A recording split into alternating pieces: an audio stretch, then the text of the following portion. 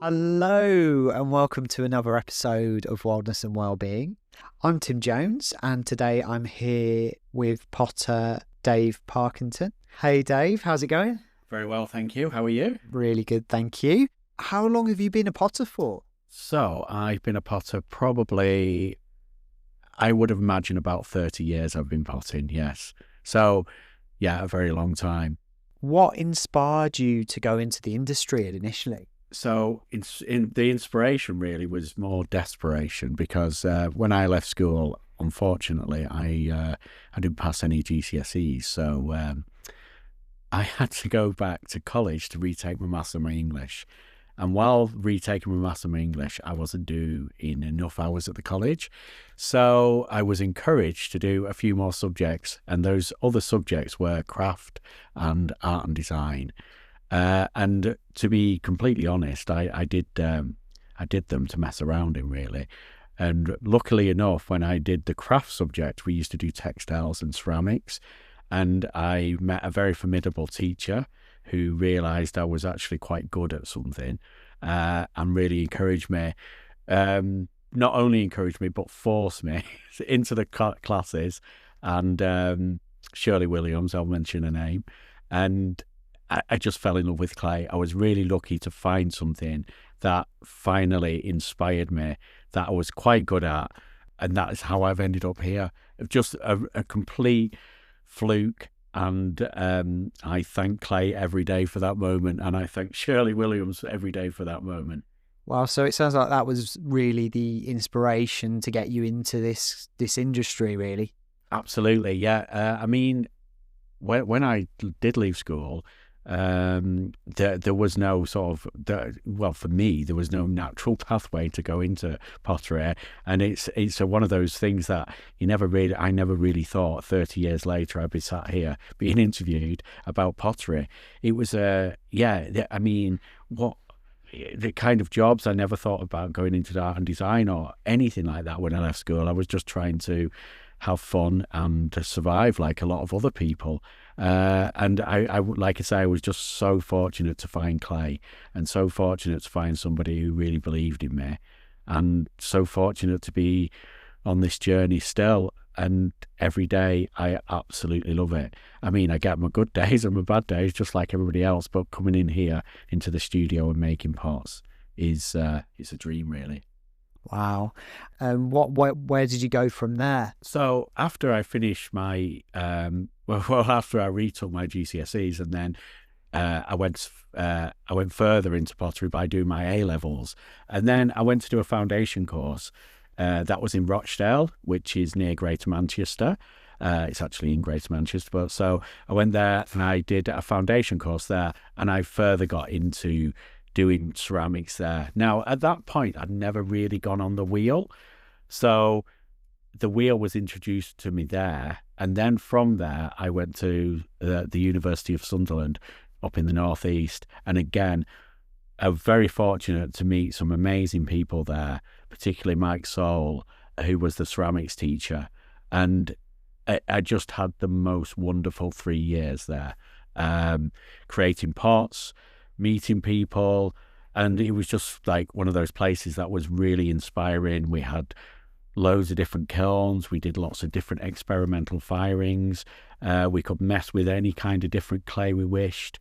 We also did glass as well, but ceramics for me, I just had a feeling for it. It just was one of those things that I just thought about constantly. And yeah, that's it. I just constantly thought about ceramics, did ceramics, dreamt about ceramics, and it's been that way ever since. How do you feel when you're behind the wheel as such? I mean, what kind of feeling does it give you? It's a really strange one, and it does sound a little bit new agey, but you go into a complete trance, particularly if you've got a lot to do. I'm a production thrower, so I make a lot of things for restaurants and cafes and bars. I make a lot of the same thing. That could be cups, that could be plates, bowls, things like that. You kind of go into almost like a meditation, and it's that repeating, that muscle memory of your hands and your legs and your feet that are all working together to create pottery. And it's just, hours just fly by. And yeah, and then you look up and there you go, you've got your pots. I mean, it's not as simple as that, but it seems as simple as that when you've been doing it such a long time. Wow. Where did you go from Sunderland? So after leaving Sunderland, I moved back to the northwest. I set up a little pottery in Bolton, which again is in Greater Manchester. And then I was there for quite a while, again producing a lot of pots. Where did quite a lot of garden pottery. Then that's the really big flower pots and strawberry pots and things like that. And I've always made things that are useful. That's what kind of guides me. Something that I make has got to have a use and a purpose. I find it very difficult to sit down and do an art pot, for instance. But yeah, I've always loved functional pottery. I've always loved making functional pottery, whether that be gardenware or cups and saucers or plates or whatever. So yeah, so I spent quite a long time in a studio there. Moving on from there, I went and worked in education for quite a long time as a technician and a teacher. Again, teaching 3D design, but mainly I was a technician, but I was often thrown into lots of different classes when people were off, or because my specialism was ceramics, I looked after the kilns at the college and lots of other equipment.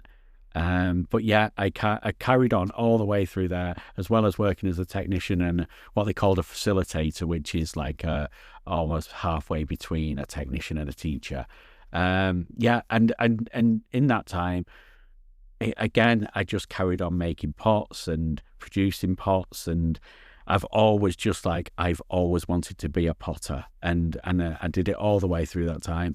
And taught a lot of young people at the time as well, creating pottery, which is also a wonderful experience. You said to me earlier you spent some time in India.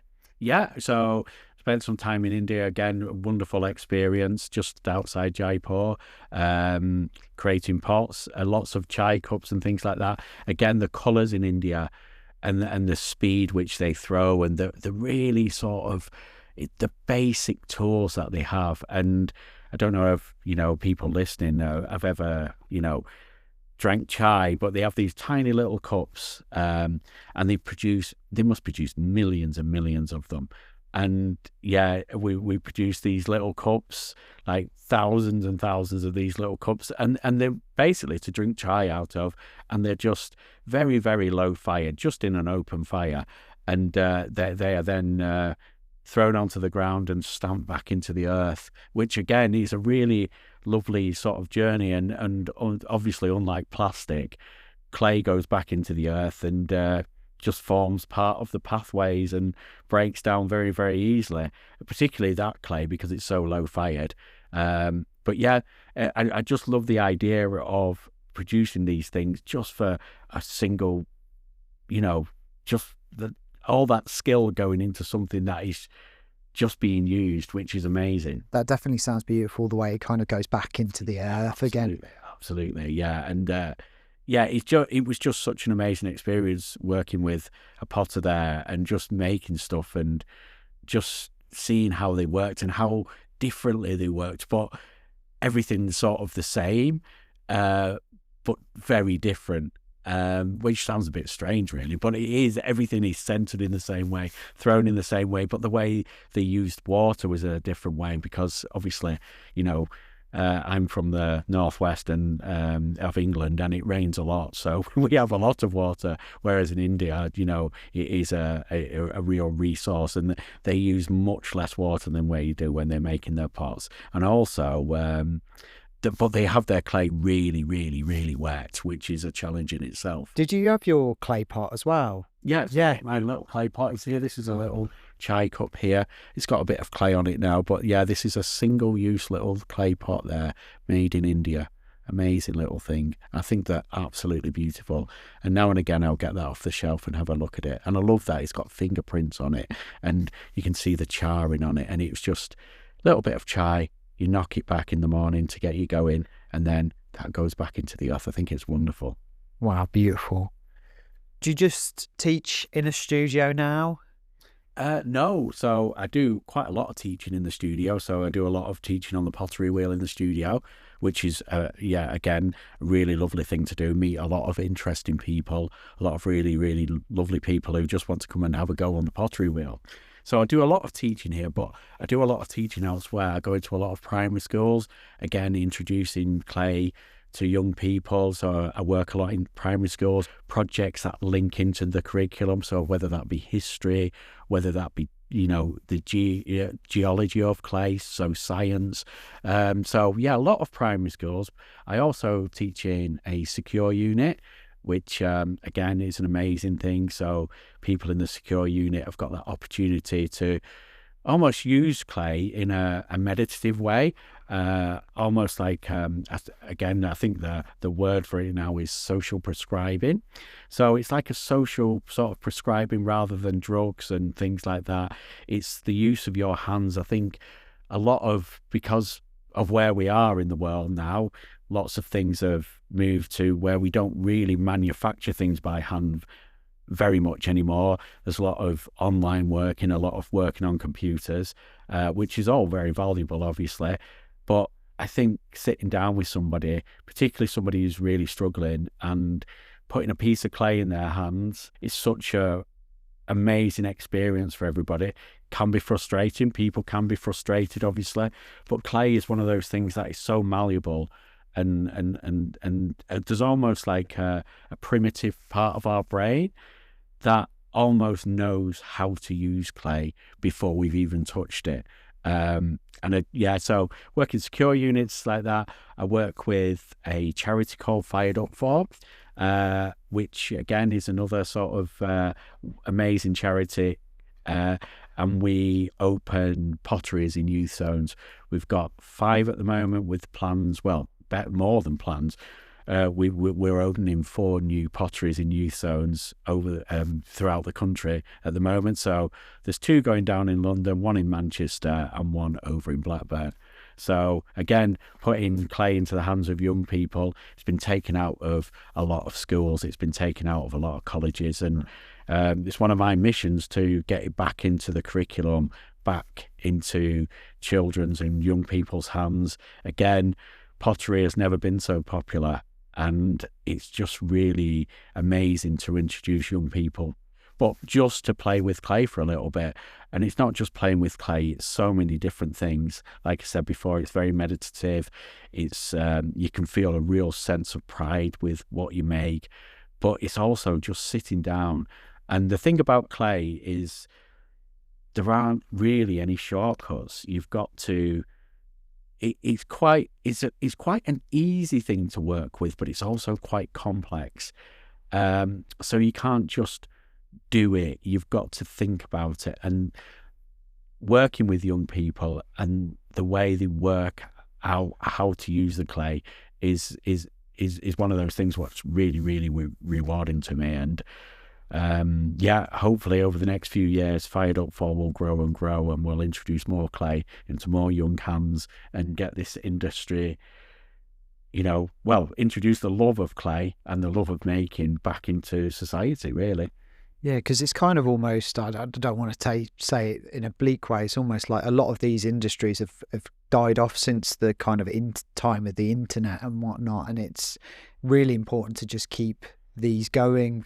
Absolutely, yeah. The skills. So again, what if you go to school, you come out of school, you've never touched clay before, you're thinking about going to college, but you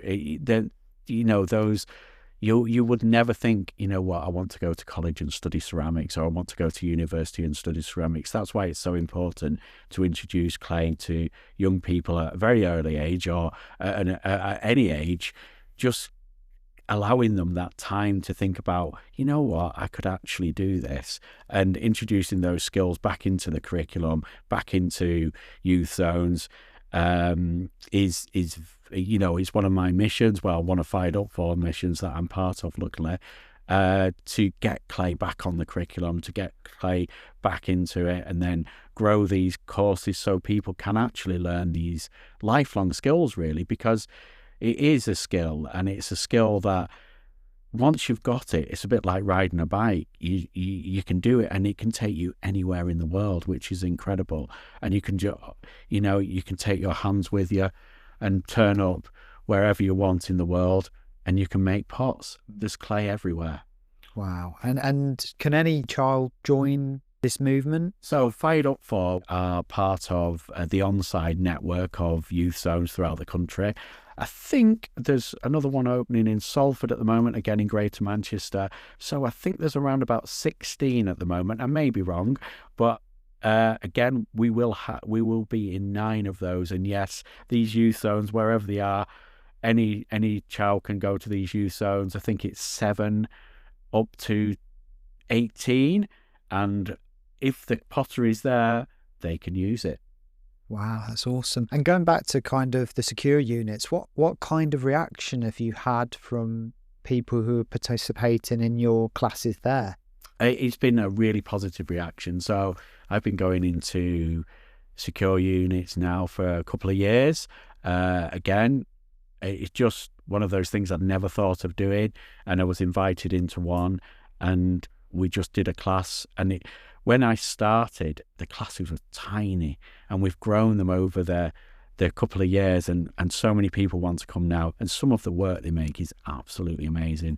We've had a full chess set, including the board, made out of ceramics. We've had plant pots, we've had pots on the wheel, we've had cups, we've had anything you can imagine, lots of different things. And it is like, for those few hours that I'm there at the secure unit, people can just escape, use their hands, make something that they want to use, make something for their family, make something like I say, a chess set that they can use. So there's lots of different ways they can use clay. But again, it's more about them just participating in a group activity, forget about their problems just for that little bit of time. And because they're fully concentrating on the making, it is a really sort of wonderful, rewarding thing to do, not just for me, because it really is for me, but for them. And we've had little exhibitions where we've celebrated their work. So yeah, so the reaction has been very, very positive. That sounds really beautiful, especially to give people a second chance at life as well in that respect. Do any of them, go out of prison and end up becoming potters or going in? That is, hopefully they will. But yeah, there's some very, very talented people, very, very gifted people who, like you were saying, just need that little bit of guidance, little bit of a chance, and like me, a little bit of luck. Indeed. What are your future plans beyond this? So obviously getting involved with Fired Up For now, which is amazing. So more youth zones, we'll get more pots, more kilns, more equipment. So we're fundraising for that at the moment. But also just making, hopefully celebrating clay, hopefully doing some more social prescribing. I don't really have any sort of plans that are written in stone. I sort of just go with the flow, really. And as long as I'm making pots, I'm at my happiest. Beautiful. Thanks so much for that, Dave. And thanks for the chat. Oh, thank you very much. And thank you very much for visiting the studio.